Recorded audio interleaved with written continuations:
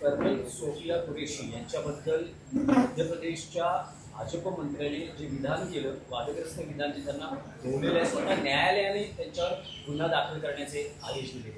भारतीय जनता पक्षाला किंवा भारतीय जनता पक्षाच्या नेत्यांनी अशा प्रकारची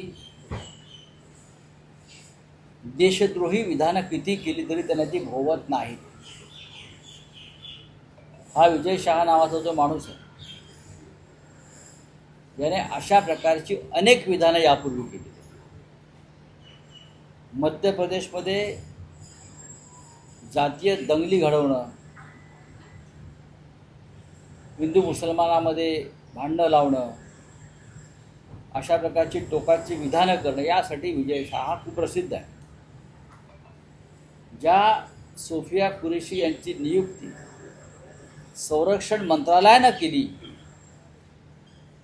जगाला दाखवण्यासाठी की आम्ही किती सेक्युलर आहोत,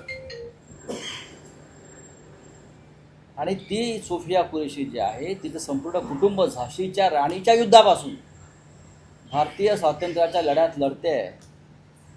अशा सोफिया कुरेशीला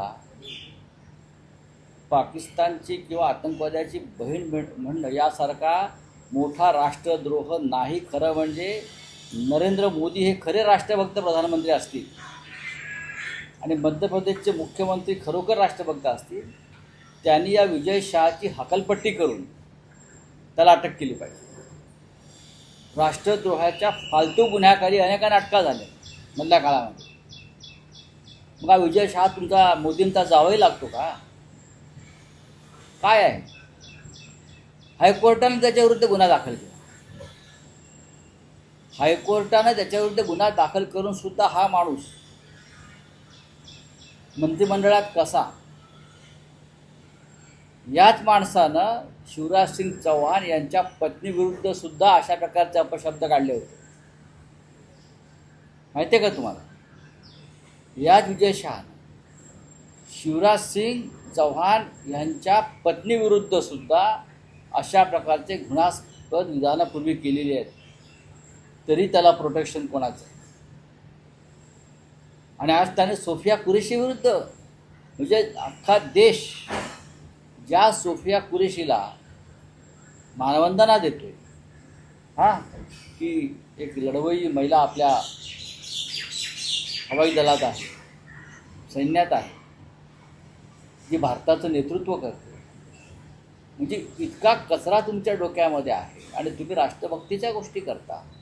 विजय शहाला ताबडतोब बरखास्त केलं पाहिजे. आणि नुसतं बरखास्त नाही, त्याच्यावर गुन्हा दाखल झाला आहे, त्याला अटक केली पाहिजे आणि त्याची त्यांच्या पक्षातून सुद्धा हकलपट्टी केली पाहिजे. ही मागणी आम्ही सगळेच करत आहोत, पण भाजपा करणार नाही. रावसाहेब, भाजपने संपूर्ण देशात तिरंगा यात्रेचं आयोजन केलं आहे. या सगळ्या नाही, कशा करता तिरंगा यात्रा काढण्याचं कारण काय? श्रेय घेण्याचा प्रयत्न होतो. कसलं श्रेय? शस्त्रसंधीचं श्रेय, माघारीचं श्रेय? म्हणजे ह्या जागतिक युद्धाच्या इतिहासातली ही पहिली घटना आहे की युद्धविराम, माघार, शस्त्रसंधी हाच विजय मानून एक पक्ष एका देशामध्ये विजय सोहळा साजरा करतो. शस्त्रसंधी हा विजय कसा काय असू शकतो? युद्धविराम दुसऱ्याच्या हस्तक्षेपानं झालेला ट्रम्पच्या, म्हणजे ह्यांची काय डोकी वगैरे फिरली आहेत का? अख्खा देशाला धक्का बसला आहे तुमच्या माघारीमुळे, तुमच्या युद्धविरामामुळे, तुमच्या शस्त्रसंधीमुळे, हां, तुमच्या कचखाऊ धोरणामुळे. आणि हे बिंडोक सगळे तिरंगा यात्रा काढतात. मी काल सांगितलं ह्यांनी डोनाल्ड यात्रा काढली पाहिजे. ह्या लोकांनी डोनाल्ड यात्रा काढली पाहिजे आणि तिरंगा नाही, अमेरिकेचा झेंडा हातात घेतला पाहिजे. आणि सुरुवात कुठून केली पाहिजे? तर दिल्लीमध्ये जे अमेरिकन वकालत आहे तिथून सुरुवात करायची आणि अमेरिकेपर्यंत, व्हाईट हाऊसपर्यंत चालत जायचं. देवेंद्र फडणवीस, एकनाथ शिंदे, JP नड्डा, डोनाल्ड यात्रा चलाई आप, डोनाल्ड यात्रा. नाही, पण रावसाहेब, याच तिरंगा यात्रेला काँग्रेसने उत्तर द्यायचं ठरवलंय. काँग्रेसही अशाच पद्धतीनं. बघा काँग्रेस काय करते त्याच्याविषयी मला म्हणा, मी माझ्या भावना सांगितल्या. हे डोनाल्ड यात्राच काढू शकतात तिरंगा हातात धरण्याची यांची कुवत संपलेली आहे, लायकी संपलेली आहे. त्यांना तिरंगा हातात धरण्याचा अधिकार आता राहिलेला नाही.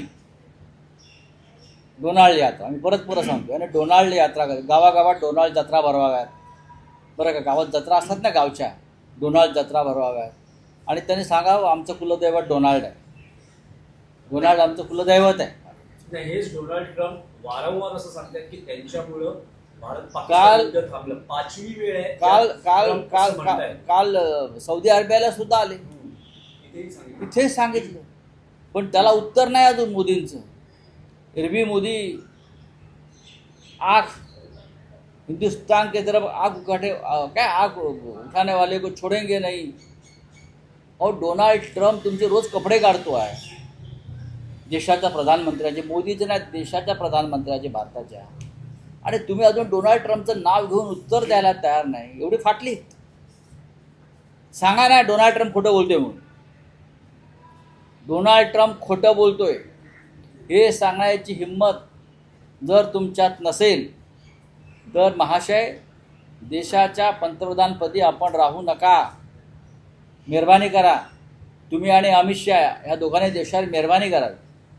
नाही, शिंदेची शिवसेनेने सुद्धा काल तिरंगा रॅली ठाण्यामध्ये काढली. त्यानंतर स्वतः एकनाथ शिंदे भाजपची जी त्याला महायुतीची रॅली म्हटलं गेलं, पण अजित पवार या तिरंगा बघा मी रॅलीत वारंवार सांगतो, एकनाथ शिंदेने सुद्धा डोनाल्ड यात्रा करा.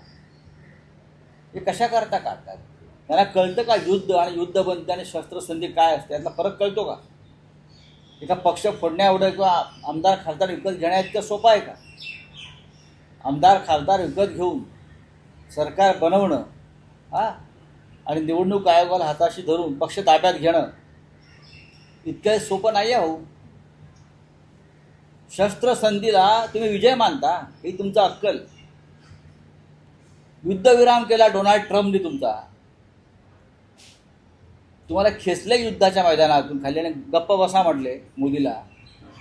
आणि तुम्ही मोदीचे सैन्य वेशातले कपडे टाकून घालून त्याला सलाम करता. लाज वाटत नाही तुम्हाला? तुम्ही आमच्या भारतीय सैन्याचा अवसानघात केला. जे सैन्य तयारीत होतं लाहोर, कराची, रावळपिंडी, इस्लामाबादला धडक मारायला, तुम्ही त्यांचे पाय खेचले आणि तिरंगा यात्रा काढताय. आता टेमी नाक्यावर डोनाल्ड ट्रम्पचा पुतळा बसवा. मी येतोय बघायला जागा. टेमी नाका आहे ना त्यांचा, तिथे डोनाल्ड ट्रम्पचा पुतळा बसवा. डोनाल्ड ट्रम्प आणि वरती अमेरिकेचा झेंडा लावा. आणि जो अमेरिकेचा जो दिवस असतो स्वातंत्र्य दिनाचा 4 जून आलाय जवळ, त्या दिवशी तुम्ही उत्सव साजरा करा. ही तुमची लायकी आहे. लाज वाटली पाहिजे. काय तिरंगा यात्रा काढतात, शस्त्रसंधी करतात आणि तिरंगा यात्रा काढतात, विजयाचा जल्लोष करतात. विजय कळतो का? 1971 साली आम्ही विजय जल्लोष काढला. आम्ही होतो, आम्ही तरुण होतो, विद्यार्थी होतो. 1971 साली आम्ही विजय यात्रा काढली.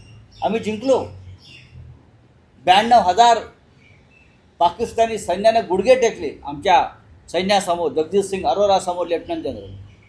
तेव्हा टी व्ही नव्हते. आम्ही रोमांचित झालो होतो. आता रोमांचित व्हावं असं काय झालं आहे? बलुचिस्तान तयार होतं स्वतंत्र व्हायला, फक्त त्यांना भारताची मदत हवी. तुम्ही फक्त या, तेवढी सुद्धा हिंमत ते दाखवू शकले नाही. डोनाल्ड ट्रम्पला उत्तर द्यायची हिंमत तुमच्यात नाही. चीन घुसलाय. 27 गावांची नावं बदलली काल. हिंमत नाही. मिस्टर मोदी आणि मिस्टर अमित शहा राजीनामा द्या. तुम्हाला राजीनामा द्यावाच लागेल. पण रावसाहेब, अलीकडच्या काळात स्वतः केंद्रीय गृहमंत्री अमित शहा या सगळ्या घटनाक्रमातून थोडेसे बाजूला झाले दिसतात. सगळीकडे फक्त मोदी, परराष्ट्र मंत्री आणि संरक्षण मंत्री असेच. अमित शहा लवकरच देशाच्या राजकारणातून बाजूला हो. पहा तुम्ही, अमित शहा यांना देशाच्या राजकारणातून जावं लागेल. आता माझं जे पुस्तक येत आहे त्यात तुम्हाला कळेल बऱ्याच गोष्टी. काय माणूस आहे तो. नरकातला स्वर्ग जो येतो आहे ना, त्यात तुम्हाला कळेल. तिथून त्याच्या अधपतनाला सुरुवात होईल.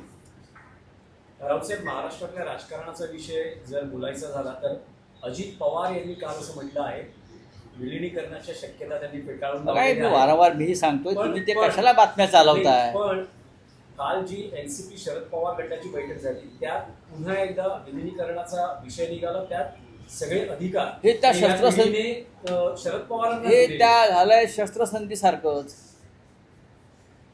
अजित पवार तुम्हाला घ्यायला तयार नाही आहेत त्यांच्या गटात. आम्ही वारंवार सांगतो की शरद पवार यांचा पक्ष हा मूळ पक्ष आहे. माननीय उद्धव ठाकरे यांच्या नेतृत्वाखालची शिवसेना ही मूळ शिवसेना आहे. ते एखाद्या गटात कशा करता जातील? मूळ पक्ष त्यांच्याकडे ही एक टेम्पररी फेस आहे, तात्पुरता एक तो प्रवाह चालू आहे. हेही दिवस जातील. मोदी शहा गेले की खाली काय राहतं यांचं? आणि मोदी शहाना जावंच लागेल. ते का अमृत पिऊन आलेत का? युद्धभूमीवर जाऊन परवा अमृत पिऊन आलेले नाहीत ना? काय छोड़ दो, जाना है उनको, वो जाएंगे, आप देखो. स्वाभिमान हा प्रकल्प महाराष्ट्रात येऊ घातला होता, त्यानंतर दुसरा हिंदी में क्या है? आता तो महाराष्ट्र ट्रम्प लगातार दावा कर रहे हैं कि खुला कराने का काम उन्होंने किया हुआ है. बीजेपी चुप है, कांग्रेस की मांग रही, खुलासा मांग रही है कि आखिर उन्होंने किस तरीके से किया है. कांग्रेस ने खुलासा नहीं मांगना चाहिए. कांग्रेस ने सबसे पहले नरेंद्र मोदी का इस्तीफा मांगना चाहिए. कांग्रेस ने गृहमंत्री अमित शाह का इस्तीफा मांगना चाहिए. खुलासा क्या मांग रहे हो? एक प्रधानमंत्री देश से झूठ बोल रहा है. एक प्रधानमंत्री हमारे फौज को उसकी टांग खींचकर पीछे ला रहा है. हमारे देश की संप्रभुता को खतरा प्रेसिडेंट ट्रंप ने पैदा किया है. वॉशिंगटन में बैठकर यहाँ हस्तक्षेप कर रहा है युद्ध में. मैंने युद्ध विराम किया है. प्रधानमंत्री क्या कर रहे थे? गोटियां खेल रहे थे. डिफेंस मिनिस्टर क्या कर रहे थे? ऐसे में अगर बार बार ट्रंप ये भाषा कर रहे हैं तो प्रधानमंत्री ने ट्रंप का नाम लेकर बोलना चाहिए. आपकी कोई हैसियत नहीं हिंदुस्तान में हस्तक्षेप करने की. दिखाइए हिम्मत आप. कल सऊदी अरबिया में बैठकर छठी बार बोला हो प्रेसिडेंट ट्रंप हिंदुस्तान के बारे में. कौन है मिस्टर ट्रंप? जैसे पुराने ज़माने में हमारे राजा प्रभु श्री राम वनवास में गए तो राजा भरत ने उनकी जो पादुकाएँ थी वो सिंहासन पर रखकर राज किया. क्या प्रधानमंत्री मोदी जी प्रेसिडेंट ट्रंप के जूते सिंहासन पर रखकर हिंदुस्तान का राज चला रहे हैं क्या? ऐसा चल रहा है क्या कि मैं तो बैठा हूँ लेकिन राज प्रेसिडेंट ट्रंप का है, इसलिए सब हो रहा है? अमेरिका का दबाव में चल रहा है ये सब देश चल रहा है?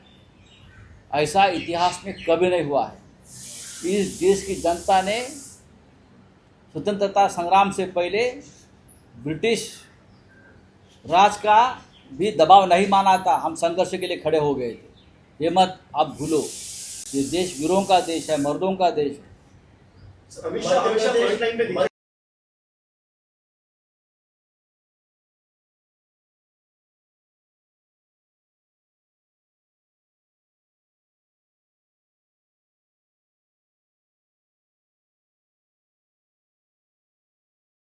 शाह है ना, तो शाह ऐसी बात करेगा.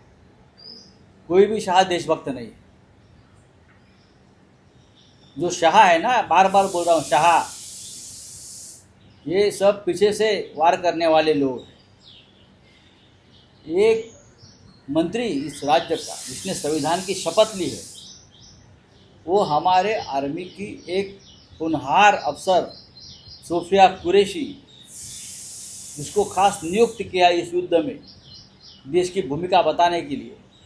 आप उसको आतंकवादियों की बहन, पाकिस्तान की बहन कहते हो? लाज नहीं आती आपको? शर्म नहीं आती आपको? कल हाईकोर्ट ने उसके खिलाफ FIR दर्ज करने की आदेश दिया है, लेकिन अभी भी वो महाशय मध्य प्रदेश के मंत्रिमंडल में है. वहाँ राष्ट्रपति शासन लगना चाहिए अगर उसको नहीं हटाता है. लेकिन ऐसे लोगों की वजह से बीजेपी बनी. बीजेपी का कैरेक्टर क्या है? विजय शाह जैसे लोग जो है, ये बीजेपी का कैरेक्टर है. अमित शाह भी कहीं दिखाई नहीं दे रहे, कहीं काउंटर नहीं कर रहे सर. अमित शाह जाएंगे. अमित शाह जाने वाले, आप देखो ना. अमित शाह क्या कौन से मुंह से आएंगे सामने, जनता के सामने? ये हुआ है, देश की बेइज्जती हुई है. उसके लिए सबसे पहले जिम्मेदार देश के गृह मंत्री अमित शाह है। अब तक को 6 आतंकवादी हमको नहीं मिले, जिनकी वजह से हमको युद्ध भी करना पड़ा और युद्ध से पीछे भी हटना पड़ा। कहाँ है वो 6 आतंकवादी? कहाँ गए? आपका गृह मंत्रालय क्या कर रहा है? कहाँ है आपका इंटेलिजेंस? बड़ी बड़ी बातें करते हो ना आप, बड़ी बड़ी बातें करते हो। अपोजिशन के जो लीडर्स को ईडी सीबीआई का जोर दिखाकर जेल में डालते हो, पार्टियां तोड़ते हो।